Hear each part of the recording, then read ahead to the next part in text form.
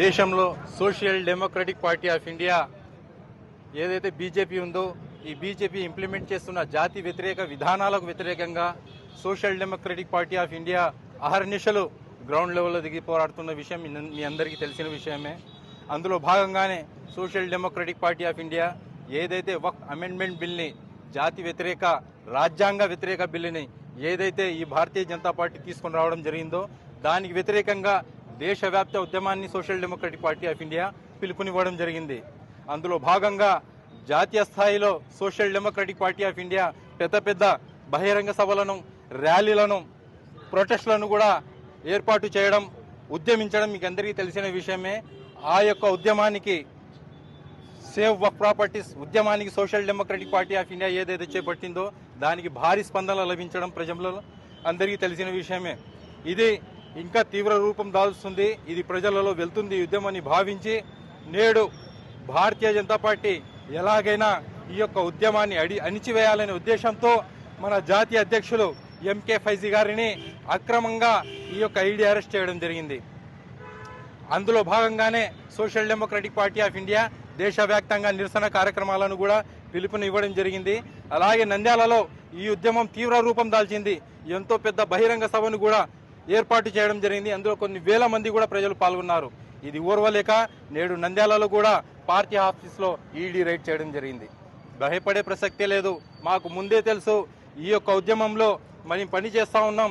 మీకు రాబో రోజుల్లో మీ మీద ఎన్ఐఏ రైడ్స్ చేస్తారు, ఈడీ రైడ్స్ చేస్తుంది, భయపడకండి. ఈ యొక్క మాటలు మాకు ముందే చెప్పడం జరిగింది. మాకు తెలుసు ఎవరైతే న్యాయానికి, అధర్మానికి వ్యతిరేకంగా ఎవరైతే మాట్లాడతారో, ఈ యొక్క భారతీయ జనతా పార్టీకి, వారి యొక్క ఎజెండాలకు ఎవరైతే వ్యతిరేకంగా ఉన్నారో వాళ్ళందరూ ఖచ్చితంగా రేపు కూడా, ఈ రోజు కాకపోతే రేపు టార్గెట్ అవుతారు. ఈ యొక్క ఏదైతే ఈ రైడ్, అక్రమ రైడ్ జరిగిందో నంద్యాలలో, ఈ యొక్క రైడ్కి మేము తీవ్రంగా వ్యతిరేకిస్తున్నాము, మేము ఖండిస్తున్నాము. ఈ యొక్క ఉద్యమం ఆపే ప్రసక్తే లేదు. మా మీద ఎన్ని రైడ్స్ అయినా చేయండి. ఈ వక్ఫ్ అమెండ్మెంట్ బిల్ వ్యతిరేకంగా జాతీయ ఉద్యమం చేపట్టడం కూడా జరిగింది.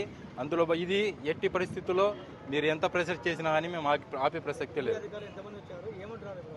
ప్రస్తుతం 4 ఈడీ అధికారులు వచ్చి నంద్యాల పార్టీ ఆఫీస్ మీద రైడ్ చేయడం జరిగింది. వారి యొక్క పని వారి యొక్క డ్యూటీ వారు చేస్తూ ఉన్నారు. లోపల ఏమైనా దొరుకుతాయేమో అని చూస్తున్నారు. లోపల చిరిగిన పేపర్లు, పాంప్లెట్లు తప్ప మా పార్టీలో ఏముండవు, మీకు అందరికీ తెలిసిందే. ఇది ఒక స్పెషల్. మా పార్టీలో పార్టీ కార్యకర్తల శ్రమ కనిపిస్తుంది, నాయకుల శ్రమ కనిపిస్తుంది, కానీ మీకు డబ్బులు కానీ ఏం దొరకవు. ఇంతకుముందు కూడా నంద్యాల పట్టణంలో మా అడ్వకేట్ అల్లబగష్ గారి ఇంట్లో కూడా, వాళ్ళ ఇంట్లో వాళ్ళు బజ్జీలు గిజ్జలు వేస్తున్న వాళ్ళ ఇంట్లో కూడా ఈడీ రైడ్ చేయడింది. ఈ యొక్క ఈడీ రైట్స్ మీ అందరికీ తెలిసిన విషయం. ఒక విషయం చెప్పదలుచుకుంటున్నాను.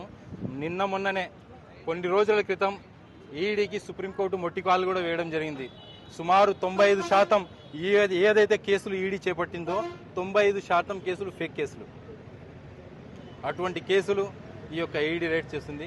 అయితే ఇక్కడ స్పష్టంగా అర్థమవుతుంది ఏంటంటే ఈ యొక్క కేంద్రానికి ఈడీ ఒక టూల్ కిట్ లాగా పనిచేస్తూ ఉంది. ఈ ఉద్యమాన్ని అడిచివేయడానికి క్లియర్గా కనిపిస్తుంది.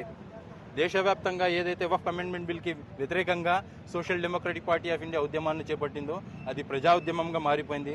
రేపెల్లుండిలో ఆల్ ఇండియా ముస్లిం పర్సనల్ లా బోర్డు కూడా జంతర్ మంతర్లో ధర్నా నిర్వహించబోతుంది.